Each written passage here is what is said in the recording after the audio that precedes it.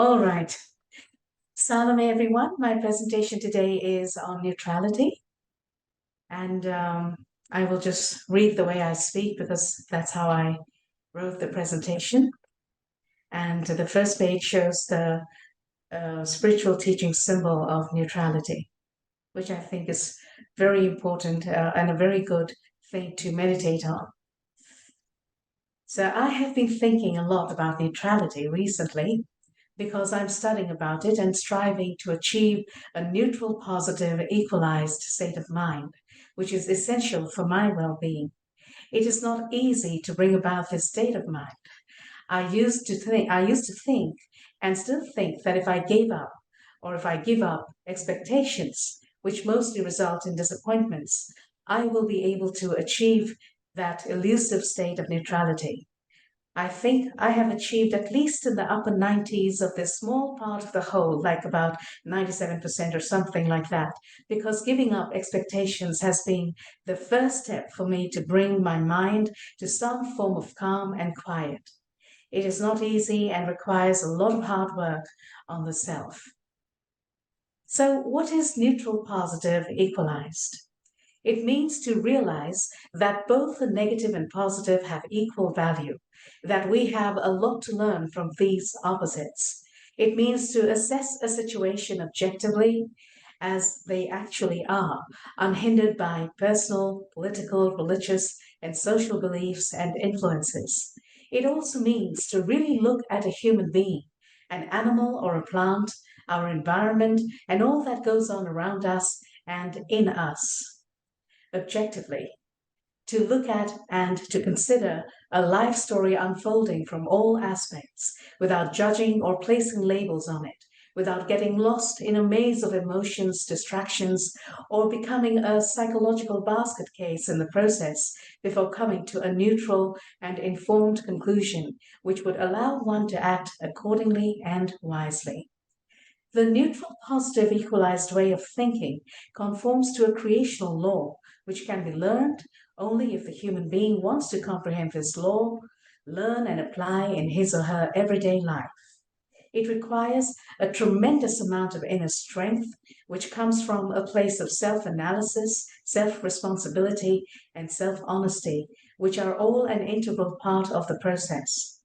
It is the only way to see reality as it is without coloring it with our many colored filters, such as opinions, perceptions, judgments, assumptions, presumptions, all mostly coming from biases we have developed over time. So I have taken three quotes on neutrality from CR 836 by Beam, who has written extensively about this subject matter, as you know.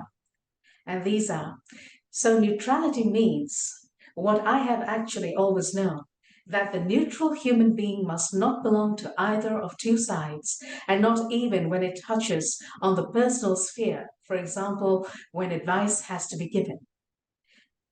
To be neutral and to speak and act in every manner neutrally, always and in every case, means that the human being in question is knowledgeable enough about neutrality as a whole and must also be responsible.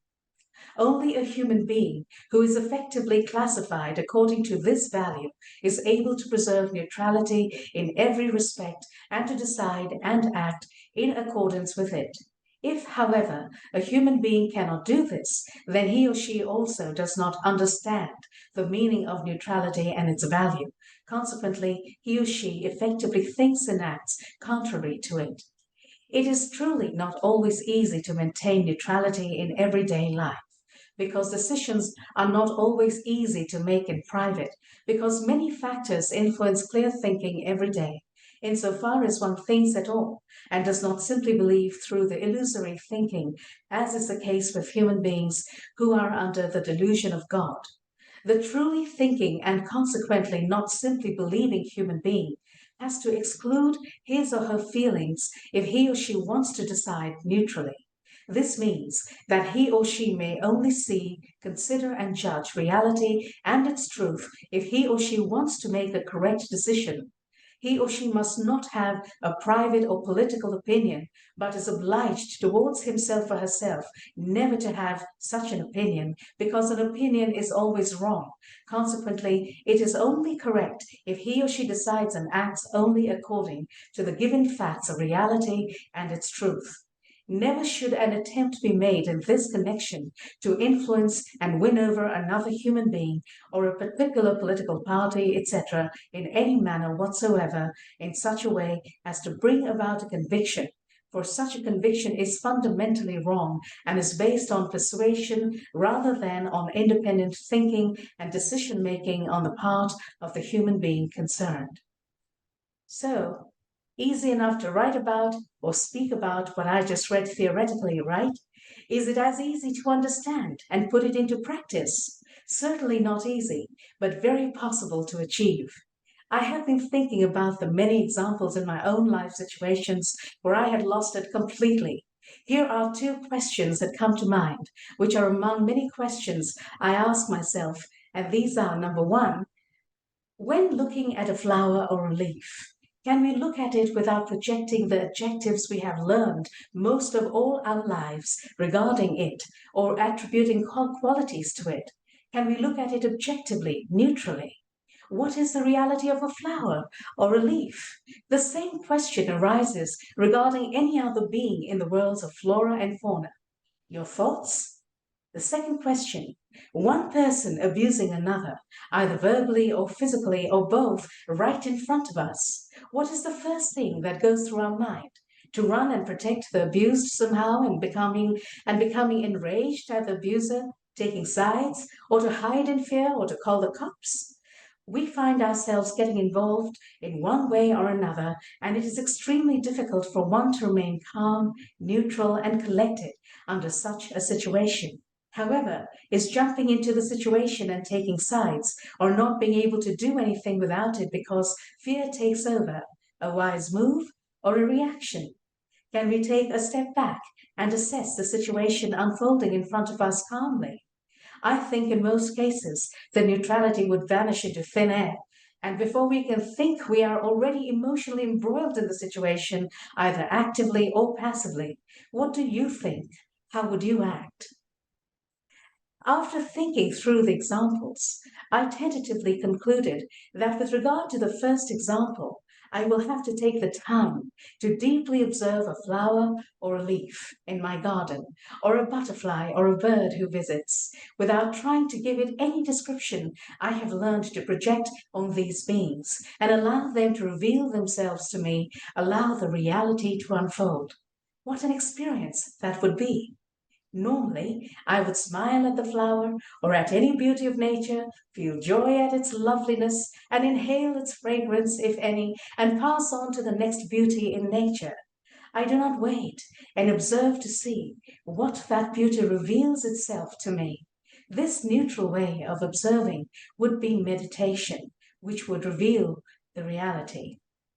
With regard to the second example, this question was also asked by Crystal, my wife of Mike Whelan, whom I've never met, but I've heard about. He's wonderful, and he has a great YouTube channel called Billy Meyer Books. And here, one of the topics he discussed with his wife, Crystal, was on neutrality, which I encourage everyone to listen. And I've provided the link here.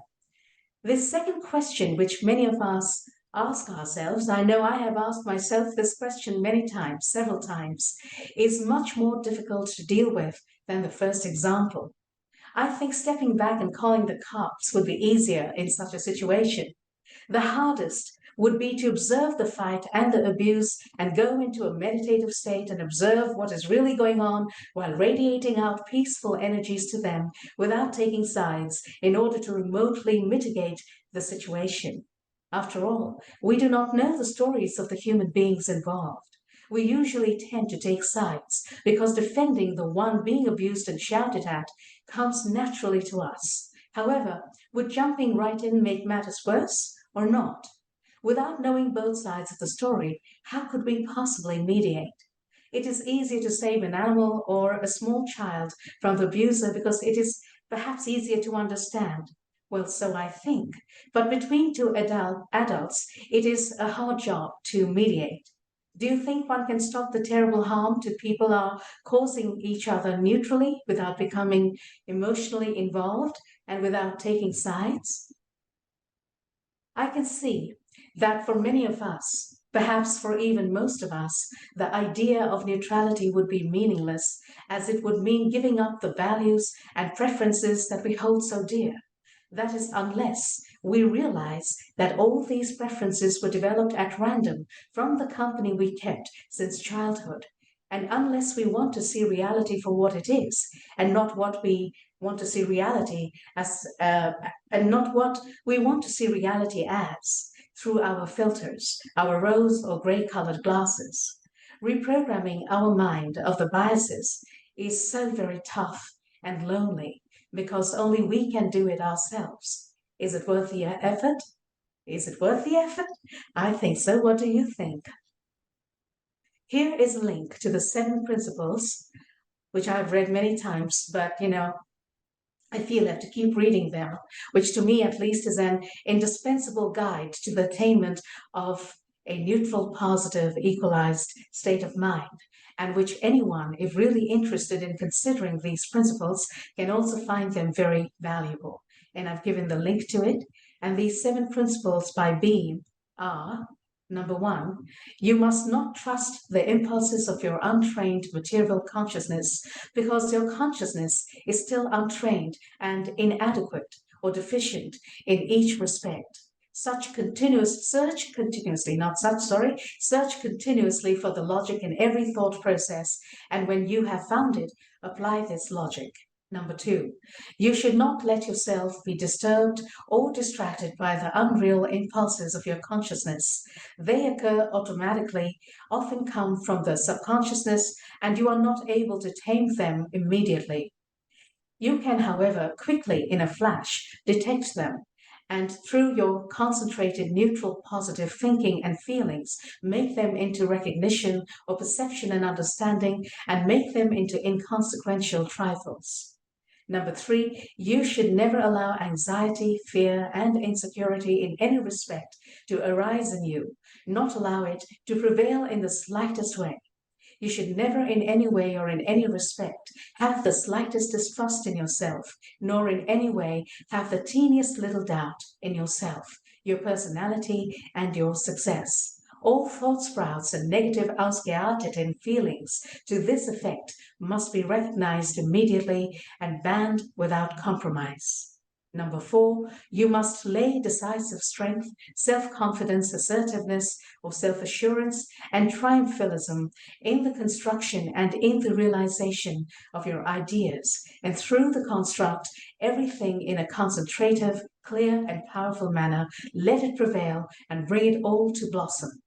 Number 5, you must handle, control your experiences and events in the material sphere of life, caused by your own thoughts and feelings, as well as the influences of swinging waves of your fellow human being, and without exception, directly and automatically neutralize them by steering or directing them into the paths or channels or tracks of neutral positive thinking and feeling without in the slightest way being bound by any swinging waves and intentions of the others or of the human beings, and make these illogically your own. You must, number 6, you must absolutely and inevitably have very strong focus on essential values like love, peace, knowledge, wisdom, freedom, equalizedness, neutrality, harmony, truth, and reality. Develop them consciously and with confidence and motivation, and under all circumstances, consciously keep and preserve them. And number 7, I have highlighted because it really brings home the point I'm trying to make. The bigger the problems and difficulties you are exposed to, the greater and more powerful will you be able to grow, because you are forced to elaborate or work out all the solutions and the right and logical way of thinking through your own power and your own consciousness work, and allow these to dominantly prevail powerfully and with determination. Neutrality. something to deeply contemplate upon and to seriously make an effort to apply it in our everyday life. And here is a link to an excellent article on this subject matter called Thoughts About Neutrality in Everyday Life. And I've given you the link here. The original author is Elizabeth Gruber, translated by Robin Foley, and the date is 24th December 2008, and the source is Stimme der Wassermann site number 147. Thank you for listening to and viewing my presentation.